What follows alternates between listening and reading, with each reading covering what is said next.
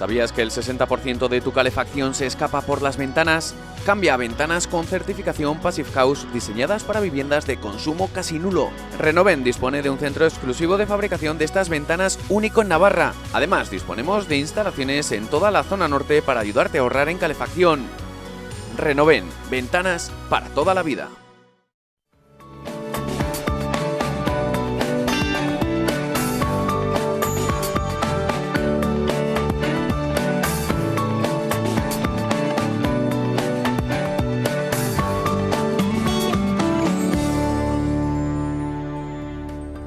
José Luis Benítez Robredo, director general de la Federación Española del Vino. Bienvenido, muy buenas noches. Muchas gracias por la bienvenida y muy buenas noches a todos. ¿Seguirá siendo el vino lo más importante que tiene que tener una copa dentro para brindar? Debe serlo, porque verdaderamente el vino significa tantas cosas que va más allá de una bebida, ¿no? El vino significa territorio y vertebración. Ahora que se habla tanto de la España vaciada, el vino es exactamente lo contrario, no se puede deslocalizar del territorio, genera trabajo, genera riqueza donde está. El vino es disfrute, convivencia social, disfrutar en una comida, apreciar mejor los sabores, y el vino es todo eso. Entonces, por si fuera poco, es parte de nuestra cultura, desde hace milenios, literalmente, no es un dicho. Entonces, el vino trasciende de ser una bebida a ser mucho más. Yo diría que el vino es parte de nosotros. ¿Dónde se valoran más los vinos españoles? ¿En casa? ¿Son profetas en su tierra, en nuestro país? ¿O se está apreciando mucho más fuera?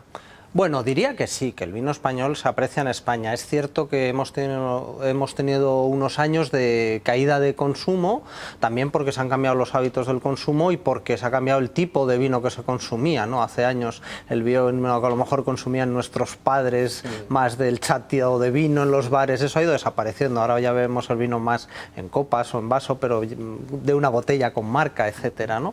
Entonces eso ha hecho una disminución, pero el vino se conoce en cada territorio que se produce, se bebe, se disfruta. Cada vez hay más vinos de mejor calidad, cada vez la calidad de todos los vinos es mejor. Eso es una transformación que ha sufrido España en las últimas 2-3 décadas, no lo digo yo, lo dicen todos los especialistas nacionales e internacionales y de cualquier región vitivinícola española, como la calidad, digamos, del vino, lo que se entiende por calidad del vino, un entendido del vino, ha mejorado sideralmente, ¿no?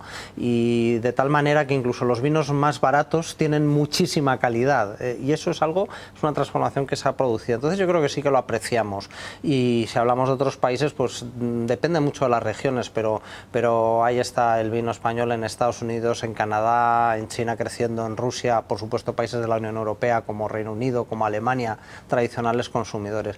Quizá tenemos que saber venderlo mejor, pero apreciarlo lo aprecian.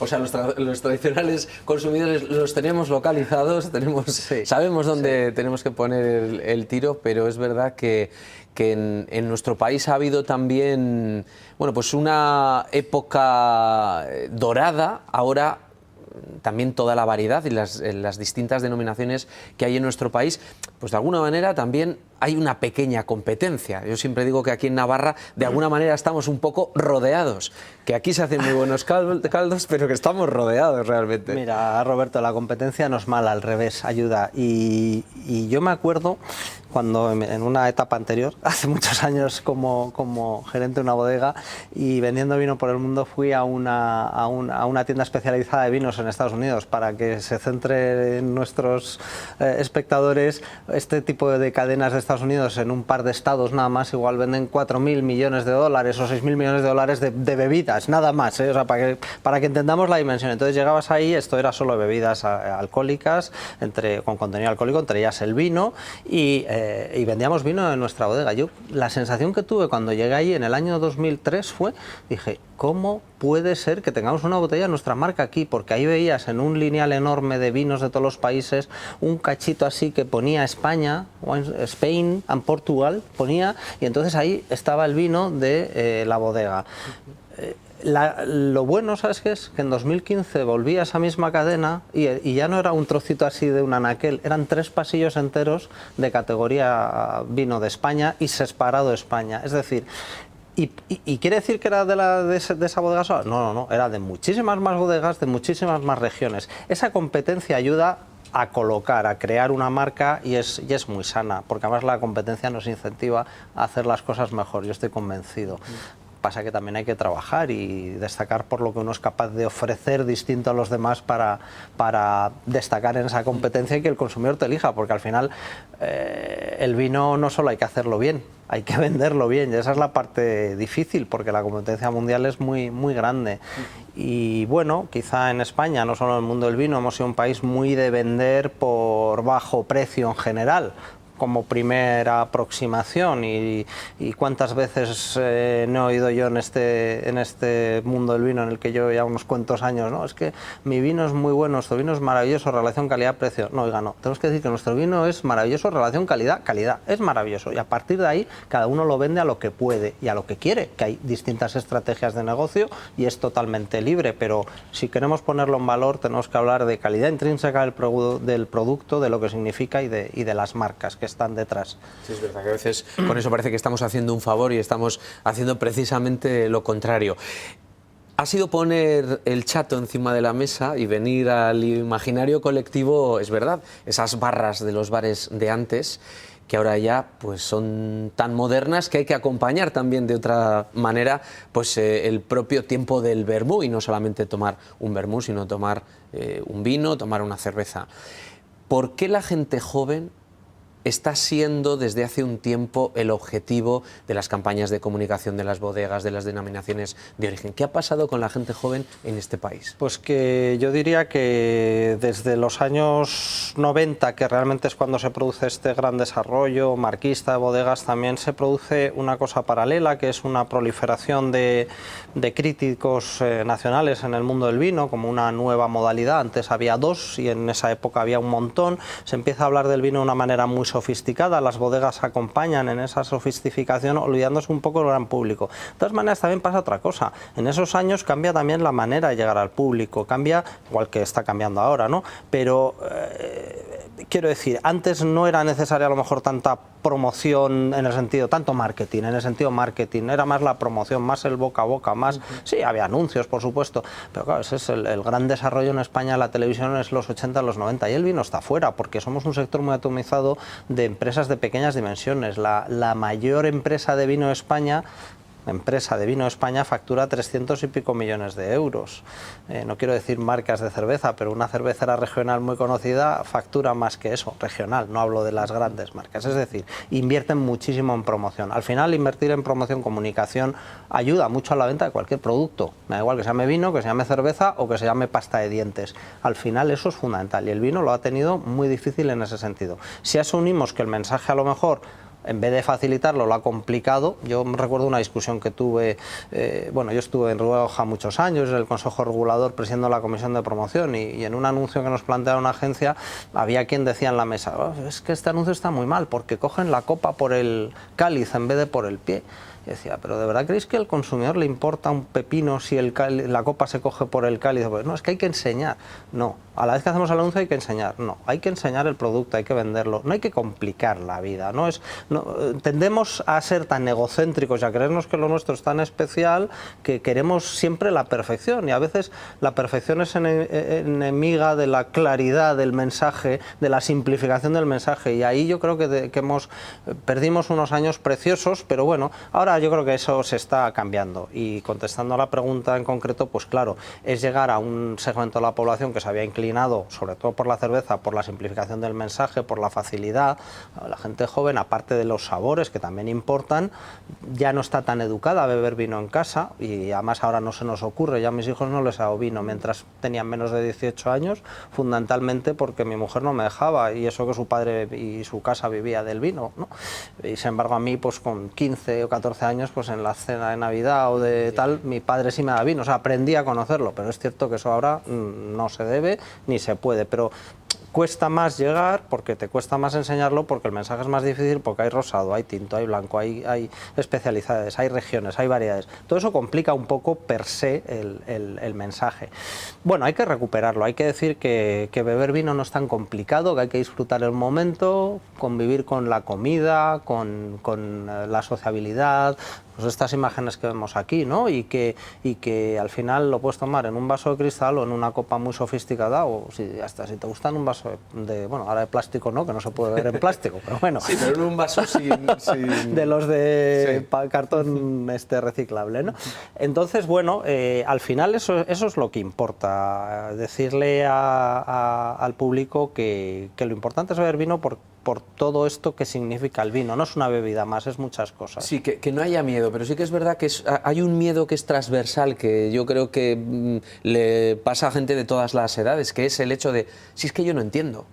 Claro. Si es que yo no sé qué vino Porque siquiera si pedir, porque me dicen, no, un Crianza o un Rioja. No, pero es que, a ver, es que dentro de los Riojas hay crianzas, o sea, nos falta... que hay mucha incultura también, y eso provoca que haya gente que se quede detrás por no hacer el ridículo, por tener vergüenza, eso equivocarse. Es algo que hemos creado con la comunicación de determinadas épocas en las que era eso, o el vino era solo un elemento aspiracional de cierta capa de población, y claro, nos hemos dado cuenta que no, que ahora queremos que beba vino todo el mundo. Bueno, pues entonces hay que simplificar el mensaje, explicarlo, que esto es más sencillo y que si le quieres poner hielo, le pones hielo. Antes hablabas de vermú, quiero dejar bien claro que vermú es parte de vino. Los vermús se hacen con vinos, afortunadamente, y son parte de nosotros también, ¿no? Es decir, no son competencia de tomar vino y es compatible. Bueno, pues también están las modas y es positivo que haya vermuts de moda en las barras, y es positivo que haya vino y que no sea anatema que hubiera grifos de a lo mejor vino, que vale, que no puede ser con DO, porque la DO la vende envasada, pues fenomenal.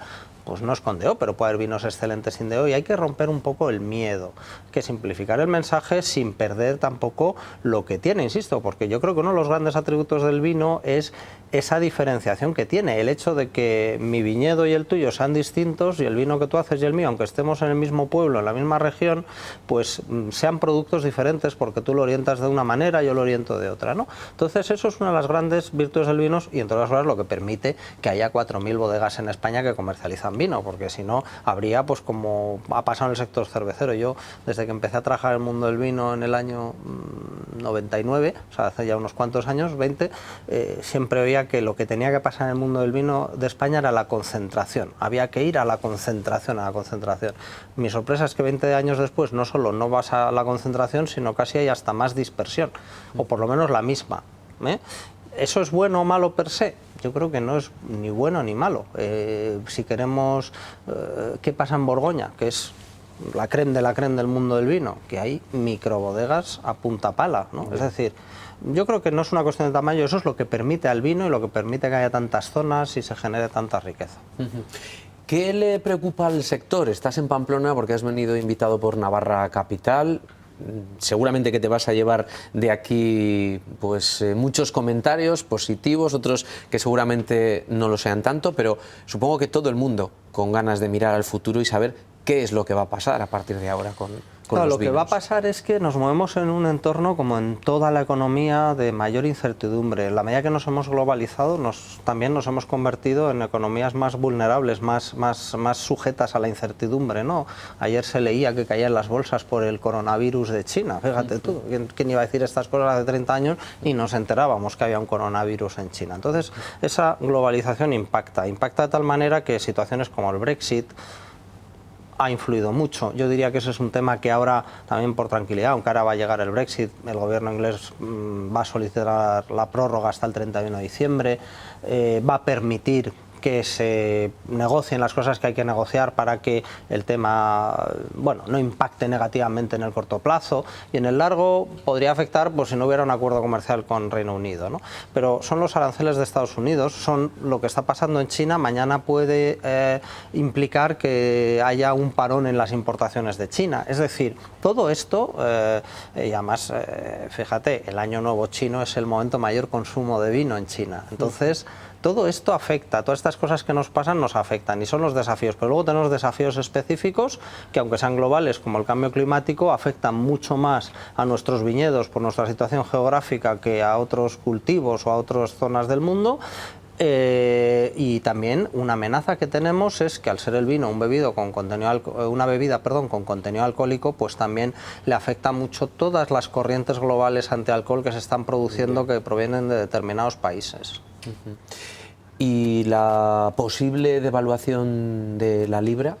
puede perjudicar. Claro, es decir, el Brexit decía antes que podía afectar, el Brexit podía afectar desde luego si la ruptura era abrupta, era sin prórroga, etcétera, era un gran problema, porque las conexiones son tan grandes a nivel incluso de logística, del certificado electrónico que es necesario para enviar vino de España al Reino Unido, ¿no? Eso se cortaba de la noche a la mañana, era un problema, porque iba a suponer parar la mercancía en el puerto de Calais, y encima detrás de otras mercancías mucho más prioritarias como medicinas o productos perecederos, entonces eso iba a pasar, pero si además se producía eso, todo apuntaba que podría haber una gran crisis de consumo en Reino Unido, incluso una devaluación de la libra. Eso podía afectar. Y si además se producía eso, podía haber aranceles adicionales al vino, a los impuestos que ya sufren el Reino Unido, que por cierto son de los más elevados del mundo.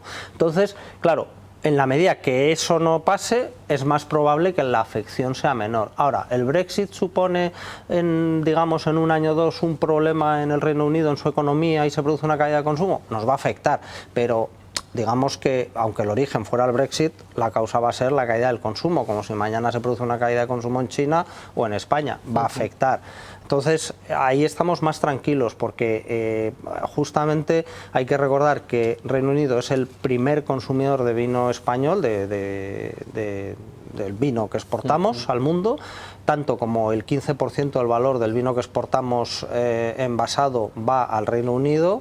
De todas las regiones, se consume mucho, de todos los precios, tiene un gran reconocimiento, y por lo tanto yo siempre digo lo mismo, no creo que el consumidor inglés vaya a dejar de beber vino español porque haya un Brexit, salvo que le pongan aranceles, salvo que se complique la transacción de las mercancías, salvo que empiecen a entrar otros productos más baratos. ¿Eso es cómo se arregla? Pues con un Brexit negociado, con un tratado de libre comercio negociado, con una negociación de no imposición de trabas, de certificaciones sanitarias, todo eso que está en negociación y parece que va por buen camino.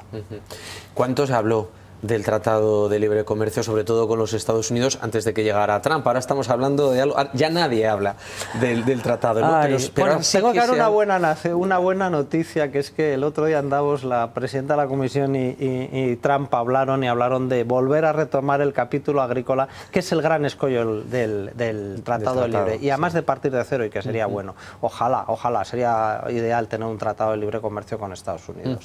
Lo que pasa es que viendo también esa política proteccionista tan potente que está poniendo encima de la mesa, ¿no? Que poco menos...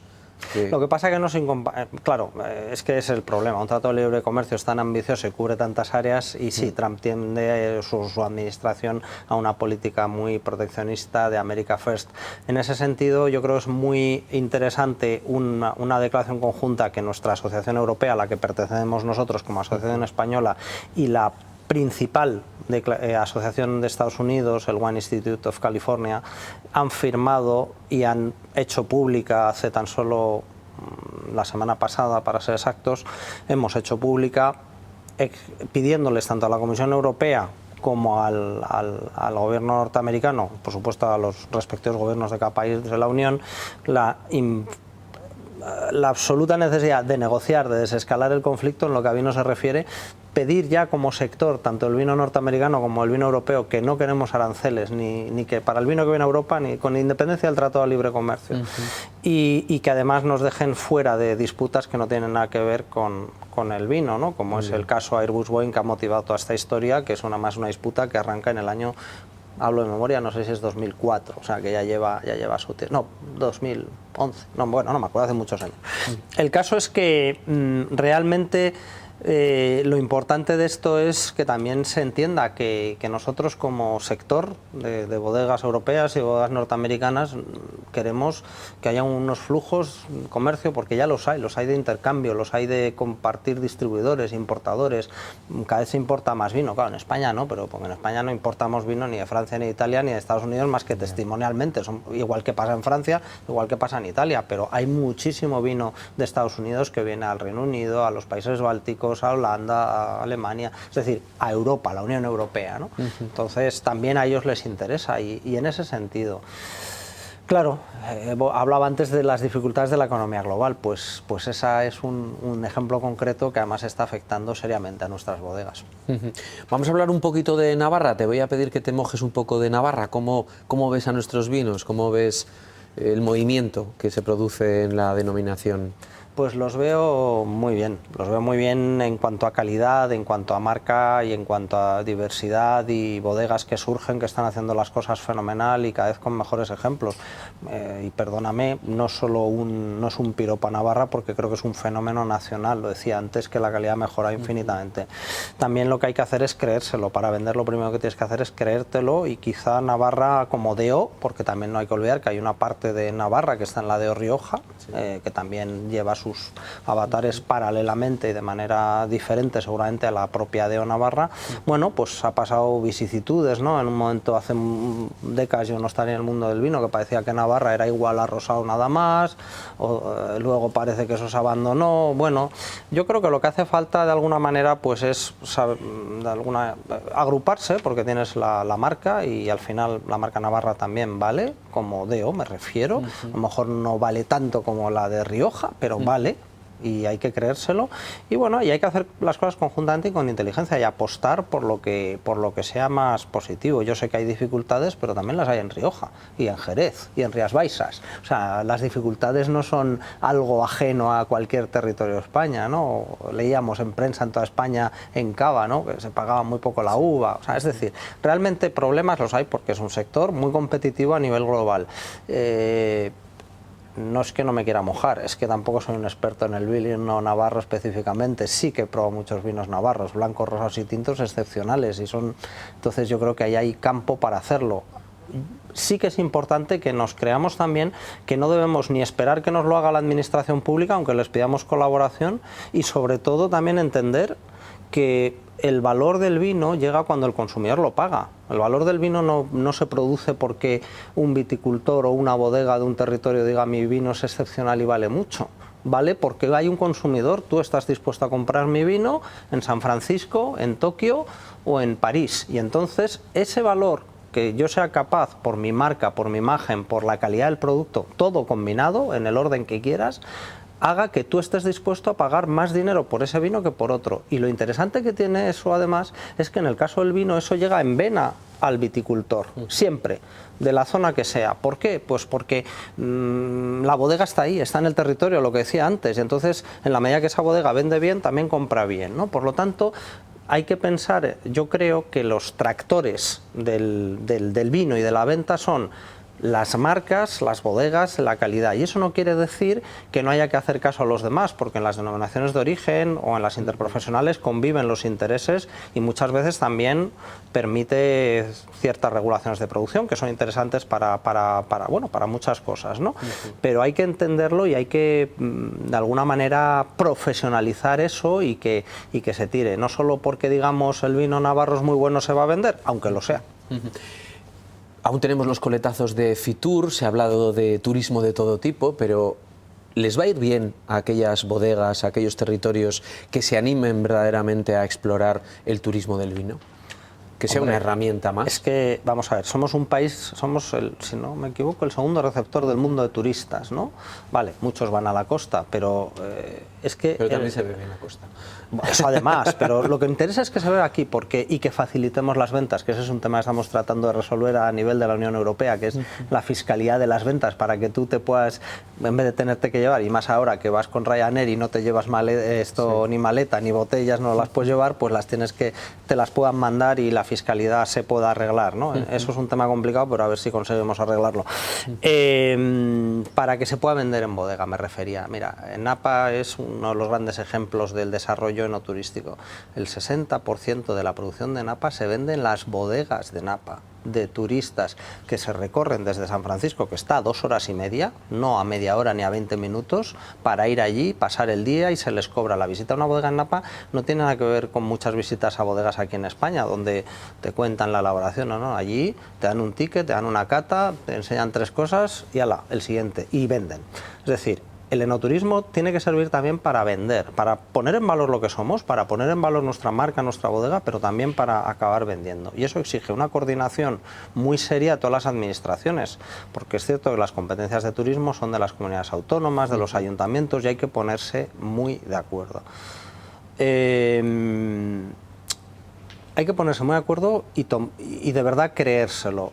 Las bodegas darse cuenta que es una línea de negocio y buscar a través, y eso sí que hay que hacerlo agrupadamente. O sea, tú individualmente pondrás en valor lo que quieras, atraerás a tus turistas, pero si queremos hablar de verdad de enoturismo y de zonas, pues hay que entender que para que la gente venga a la DO Navarra a visitar sus bodegas, pues a lo mejor también va a venir a Pamplona y hay que confluir con Pamplona, no pensar que la ruta del vino solo está en Olite y no sé dónde, porque al final hay que llegar a Olite, ¿no? Entonces al final, y es mezclar atractivos y que cuando se ofrezca la oferta turística el gobierno regional, que lícitamente hace, porque es su competencia, no solo ofrezca los bosques de Irati, sino las bodegas de Navarra, me da igual que estén en la DO Rioja, en la DO Navarra o en ninguna DO, y eso hay que hacerlo agrupadamente, hacer listados, facilitarle en los hoteles de Pamplona a la gente que viene en San Fermín listados de bodegas para visitar porque están unas a 15 minutos, otras a 1 hora y es fácil. Todo eso se puede hacer, exige una coordinación y un trabajo, pero sobre todo creérnoslo porque puede ser una fuente de riqueza muy importante para los territorios y sobre todo para aquellas bodegas pequeñas que tampoco pueden salir a Estados Unidos, a China, a Japón y a no sé dónde, porque exige un esfuerzo comercial que a lo mejor no se llega a todo, ¿no? Nos quedan 30 segundos de programa y sí que me gustaría por lo menos conocer cuál es el reto, cuáles son las herramientas que se van a poner también desde la propia Federación de cara al cambio climático, que es el reto ya que lo abarca todo. Bueno, nosotros hicimos muy brevemente un estudio que se le entregó al ministro Planas el año pasado, que lo hicimos desde la Federación, pero en colaboración con muchos agentes, y además invitamos a participar a consejos reguladores, sindicatos agrarios, cooperativas a nivel nacional, y participaron muchos expertos, en los cuales identificamos 3 tipos de medidas necesarias, que son la adaptación, la mitigación, para entendernos la reducción de emisiones, que también es fundamental, y el que no se lo crea que es fundamental nos lo van a imponer, nos lo va a imponer el gobierno español y la Comisión Europea, con lo cual que se lo vayan creyendo, y la educación, porque claro, esas medidas también exigen una educación del viticultor. Muchas veces la adaptación no significa, como un artículo que venía el domingo pasado en un diario nacional, que decía, no, el cambiar de variedades. Bueno, esa puede ser una opción, pero esperemos que sea la última, porque ¿qué sería de Rioja sin Tempranillo, de ciertas zonas de Navarra o de Aragón sin Garnacha, ¿no?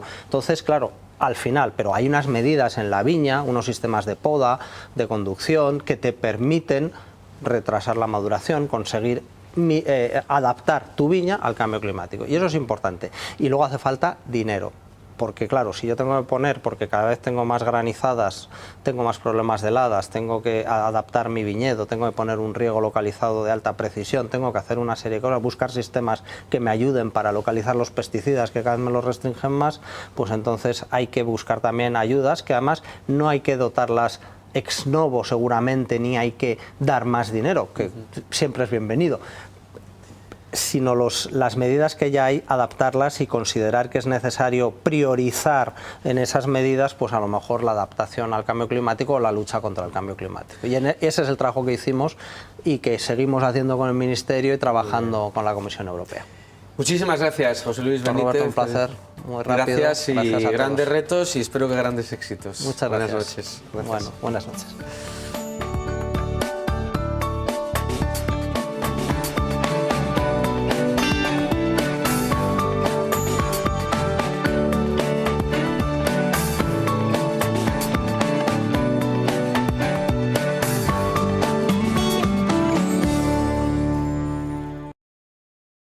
¿Sabías que el 60% de tu calefacción se escapa por las ventanas?